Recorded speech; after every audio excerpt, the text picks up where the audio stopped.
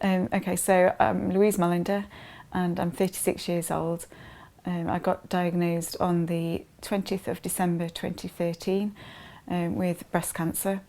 It was a complete shock, never expected a lump to turn out to be breast cancer.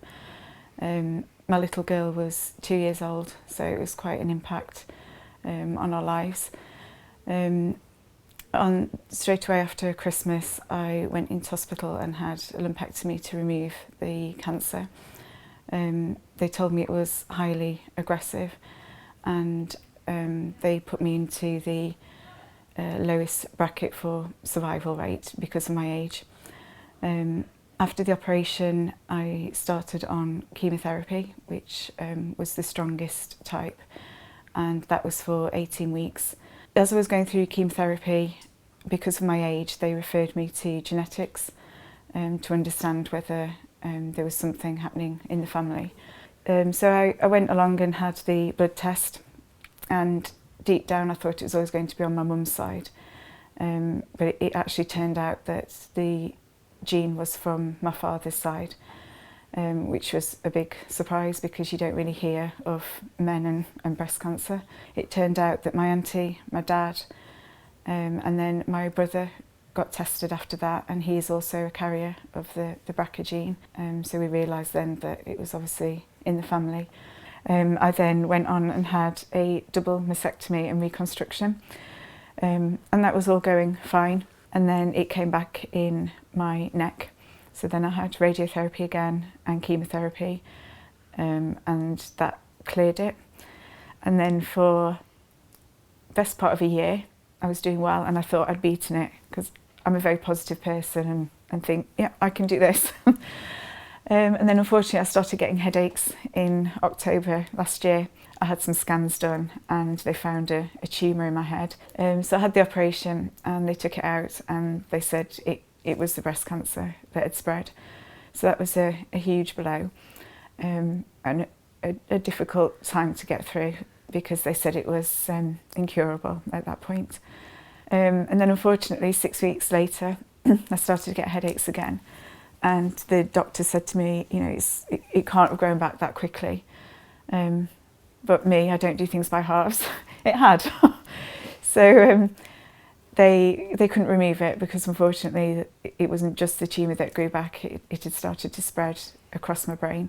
They confirmed that the cancer has now spread from my head right down my spine to the tailbone. And again, that was unusual because they only expect it to be in one part of the spine, but it's growing at a very strong speed, I suppose is one word. So yeah, that's kind of the story that I'm up to at the moment. The outlook, if that's one word, is they're probably indicating about 6 months. But a little bit of me still thinks they don't know that for sure, and I'm still going on and fighting, and will do. There's been a lot of tough moments, especially with my daughter and my husband. When I first got diagnosed, I told Eryn that Mummy had got poorly boobies and that I was going into hospital and the doctors were going to make me better. When I realised that I was going to lose my hair, I didn't want to tell her it was the medicine because I thought she'll never have Calpol again in case she thought her hair would fall out. So I just said Mummy had got poorly hair, but it will grow back. And bless her, she used to compare me with a Lego man where you can, you know, move the hair and put it on and off. But she's dealt with it really well. We haven't had the conversation of where it's going to lead to yet because it's still quite new for myself and my husband to get our head around the timescales at the moment. As I've been poorly, so Mummy had poorly boobies, Mummy had poorly hair, then she had a poorly head, and now Eryn knows I've got poorly legs. But I still think in her mind she thinks I'm going to get better. Every night we do prayers and that's quite important to us. And she does pray that God will help Mummy. But the next bit we need to do is prepare her for that.